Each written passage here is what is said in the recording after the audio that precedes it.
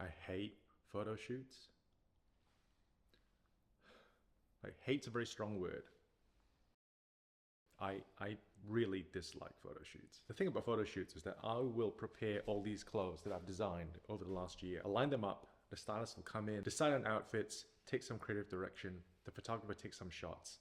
And within 8 hours, within one day, they will decide the definitive presentation of the work that will live on forever, right? In perpetuity on the internet. I understand that's how it works, right? That's how it works for every brand in the world, and that's the way it's worked for decades. My issue with that is that these aren't just clothes. I would say for every garment, it is like the 10th version of that garment. Every garment has existed in a different fabric, in a different shape, and that journey to arrive at that final design is not something that can be captured in one photo. That information, that context, that journey gives some value to the product. Like, that's the way my brand is run. That's why people like it. Not because of the objective measure of clothes, of garments that people see and click and buy, but the understanding of why I chose certain fabrics, why I chose certain shapes, what's the history behind that, why is that relevant today. Like, I think that's why front office is different, appealing, I don't know. So capturing all the jackets, all the shirts, all the overcoats in one photo, bang. So this latest drop is called Mornings. And although I've been in business for about 2.5 years now, this is the first drop for front office as a company. For 2 years, I was running a sort of post-ironic football club and doing merchandise for that. It's a long story. And when I was figuring out how to make merchandise for a football club, I was looking into fashion, sportswear, history, fabrics, construction, making things in Australia, bringing fabrics in from Japan. I guess what I realized is that not only did I really like putting the puzzle pieces together, but I realized I might be good at it, or had a chance to be really good at it. And I really wanted a decent crack at not making sort of post-ironic merchandise where the storyline overshadows the clothes and people were buying it for joking reasons. And I didn't want to hide behind a story. I didn't want to hide behind a fake football club. I wanted to present the clothes as they were, try and succeed on its own merits. Towards the end, it didn't really make a lot of sense anyway. After January, which was kind of the start of that change, the clothes were getting smarter and started making less sense selling a really expensive wool denim shirt, you know, fabric from Japan, an obscure mill in Japan, and then saying that it was merchandise for a football club. Like, I was really having to shoehorn that in. Towards the end, I was certainly infinitely more interested in just making clothes instead of, you know, marketing a story about a football club that doesn't exist, which is genuinely fun, but I didn't want to do that for the rest of my life. It's only May and I've spent 2 months overseas, 1 month in Portugal and 1 month in Japan. And that is to really lay the foundations for the next few years. I really wanted to make tailored trousers at scale. So I guess I really wanted to work in a similar type of country, like Australia, that had generations of manufacturing capability, but has been crushed by some new mega factories in the developing world. So I found this one factory that is a 3rd generation factory.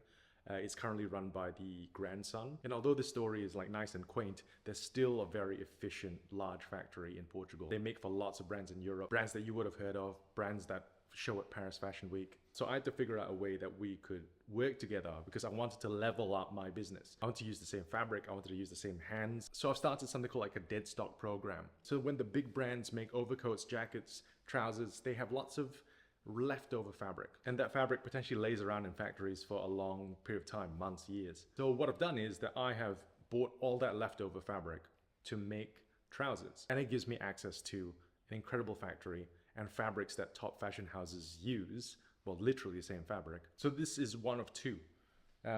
This is a 100% wool, kind of a lightweight spring summer trouser. They all basically have the same pattern. They're all front pleated, wide legged, very comfortable trouser. This is our mid-weight trouser that is the same cut, but just a different fabric weight. Because they're pleated, wide fitting, they'll fit a number of different body shapes and sizes, men and women. So these are really special trousers, really special fabric, I should say. This is what we call the Morris Mills trouser.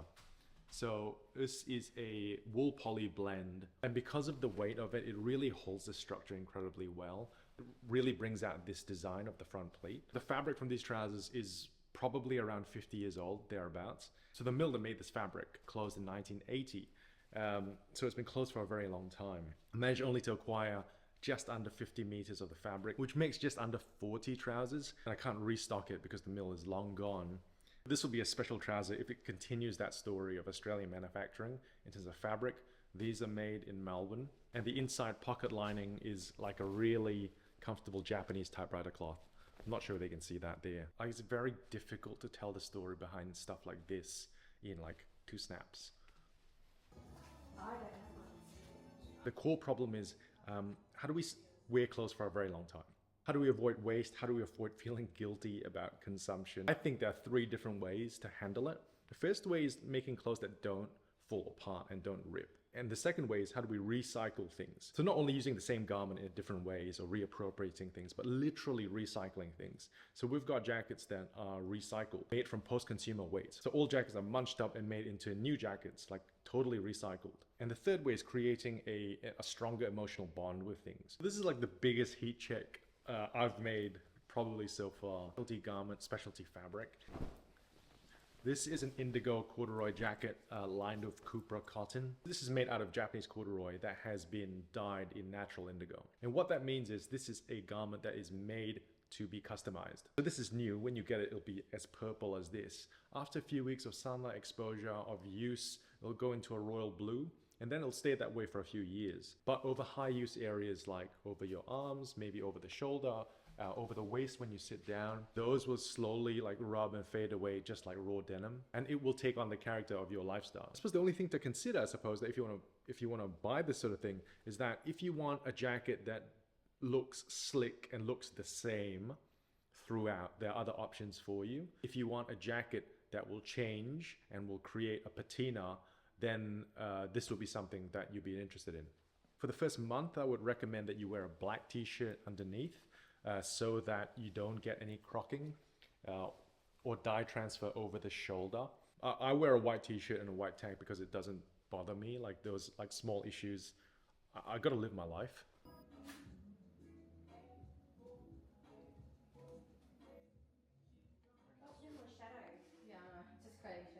I should probably talk about the stuff that I'm wearing right now. So this really wrinkled shirt is what I call a Sunday shirt. And I used to wear like versions of this shirt my whole professional career, right? I've been a doctor for 15 years now. Actually, this is my 16th year. Shit. But I used to be a different sort of doctor. I used to be working in a public hospital as a junior burger. The stakes in my mind were much higher then, right? The shirt had to be perfect, the tie had to be perfect, everything had to be perfect. Couldn't make a mistake, really high pressure. And everything was impressing other people and not so much myself.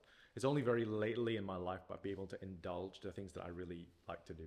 And I want to tell the story of how my life has changed. So I designed this shirt that is made to be beat up and wrinkled and looks really casual. Can be worn closed, and that's probably the way that'll be styled in the photo shoot. But I like to wear it open, almost like an overshirt. This is probably the garment I wear most often this time around for this collection. And that's coupled together with this tank, which is a really special tank. If you take a look at it, that is an eyelet cotton knit. And that is the exact same knit as a basketball tank. Like those kind of 80s, 90s basketball tops with those little holes. That's the exact same knit, except that this isn't polyester, this is cotton. I guess what I wanted to do is I wanted to bridge the gap between Queensland Football Club, which is a kind of a sportswear company, and this front office identity. So it has a little bit of crossover sports DNA. This is the one that people have been anticipating the most, probably, and it's no surprise, it's a really unique technical fabric. So this is an indigo dyed denim as well, and that knit is in a fingerprint shape.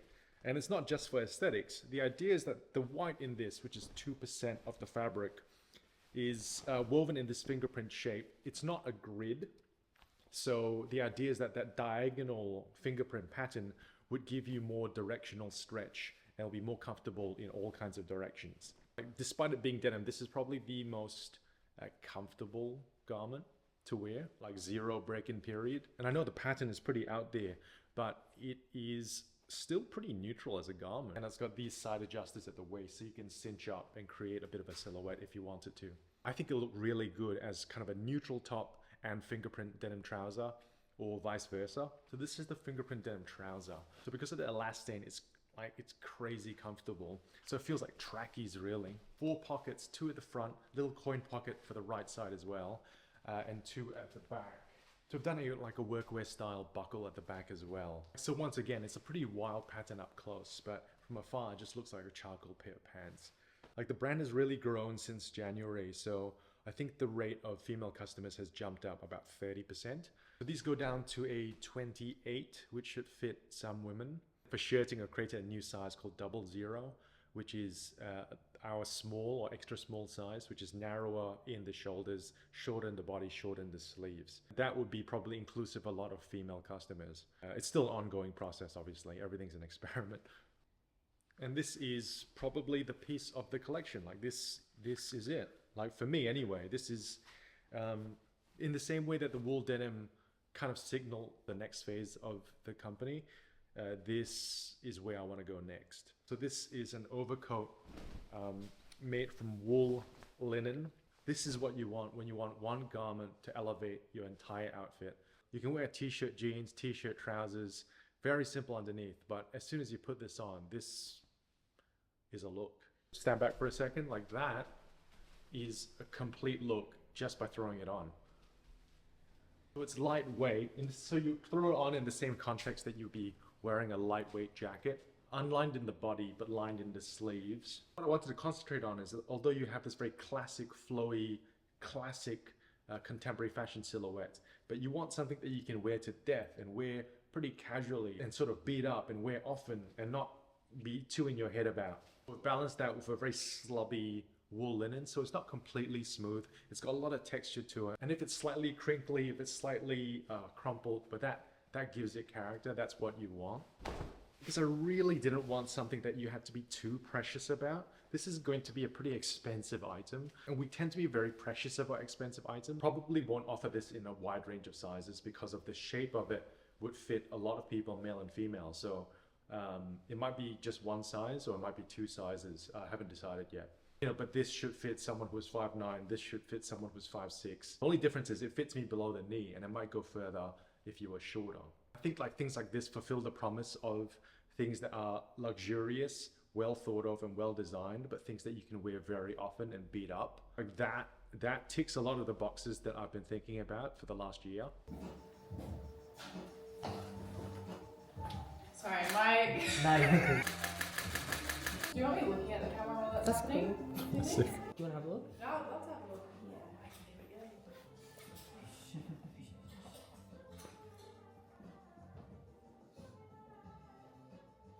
Oh yeah,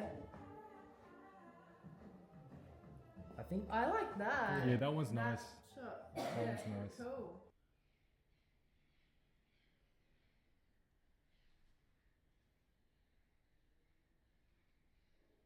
Anyway.